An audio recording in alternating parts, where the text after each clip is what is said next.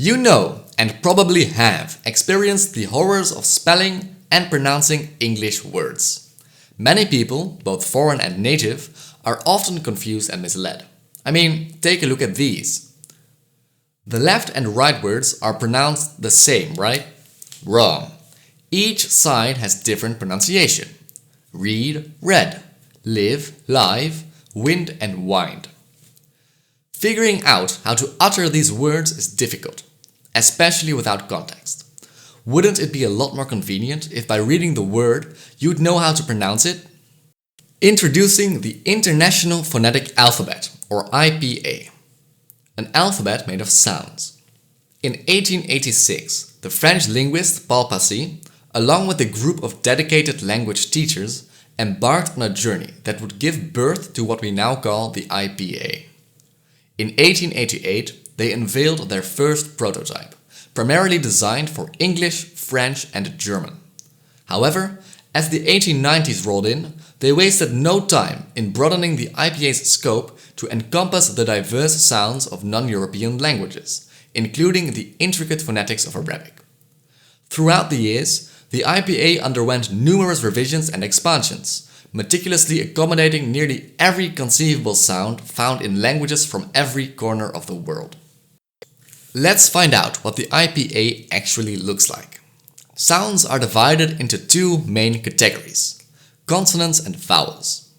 The consonants are exactly what you'd expect them to be, sounds like g or t. To be more specific, any sound that at least partially obstructs the breath is classified as a consonant. The sounds that do not obstruct the breath are known as vowels. This is the pulmonic consonant chart. It contains most consonants found in languages, of course our beloved English as well. Let's take a quick gander at some of the sounds you already know. P and b, t and d, f and v. You might notice something about these sounds already, maybe even the whole table. Most of these sounds are ordered in pairs. These pairs have a voiced and an unvoiced version. A version where you use your vocal cords to produce sounds and a version where you don't. Take t and d, and I encourage you to speak along, it helps with understanding. You can clearly hear and feel that t is produced simply by forcing some air past your tongue, whereas you need to use your voice as well for d. We know about voiced and unvoiced consonants now, but how are the letters ordered? It's based on place and manner.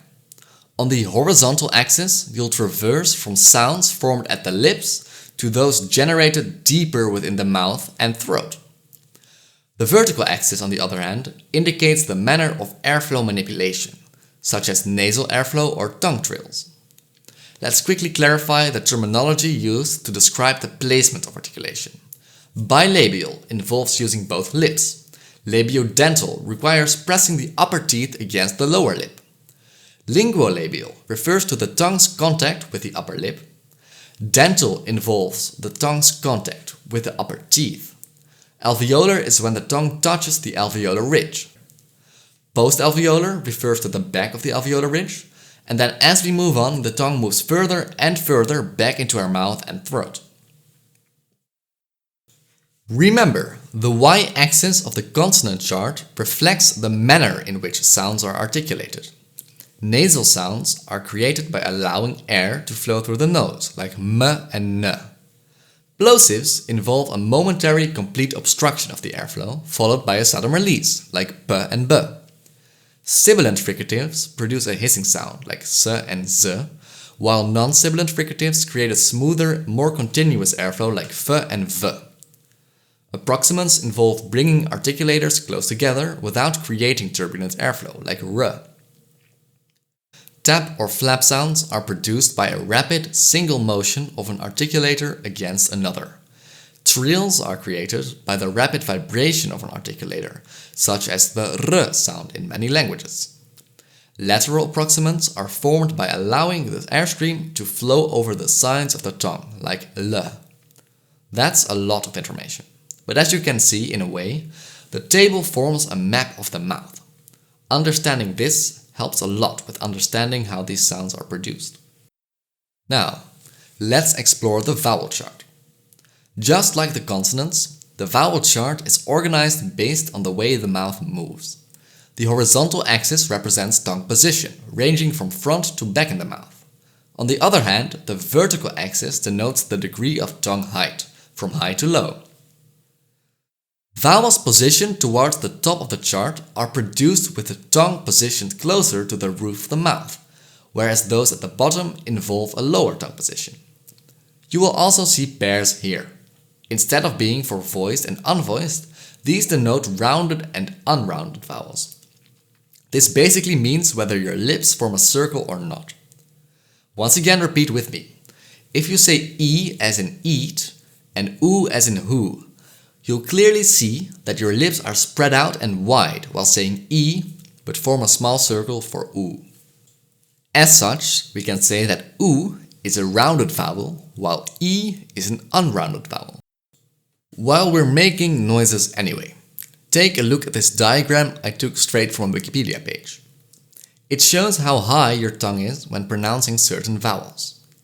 Keep in mind that the following examples may be pronounced differently by different English speakers, and they may not completely apply to you. On the top we have E as in cheese, then below A as in may, then E as in bed, and lastly A as if you were opening your mouth for a dentist.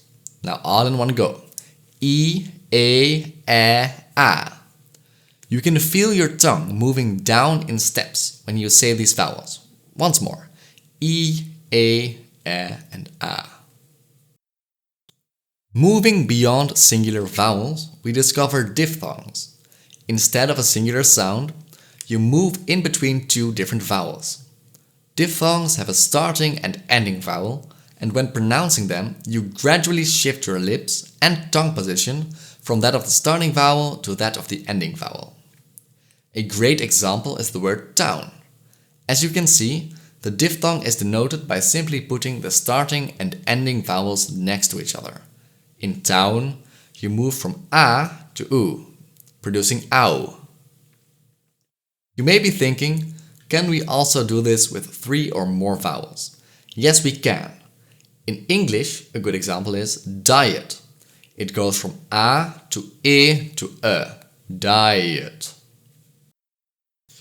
Lastly, let's take a look at 3 important markers: stress, syllable breaks, and long vowel length. In order, they are denoted by a quotation mark, a colon, and a full stop. They're pretty intuitive, so let's just take a look at an example. Here we have the word broken. You can see that stress is denoted at the first syllable. If we put the stress at the second syllable, we can hear how the pronunciation changes to broken. With the quotation mark and full stop, we denote primary stress and separation of syllables respectively. Note that the primary stress marker also indicates a new syllable on its own, so we don't have to use the quotation mark and the full stop in conjunction. The colon is used to denote a long vowel. We'll take a quick trip to one of our Germanic neighbors, Swedish, for an example, where the vowel length makes a big difference in the meaning of a word. Hell.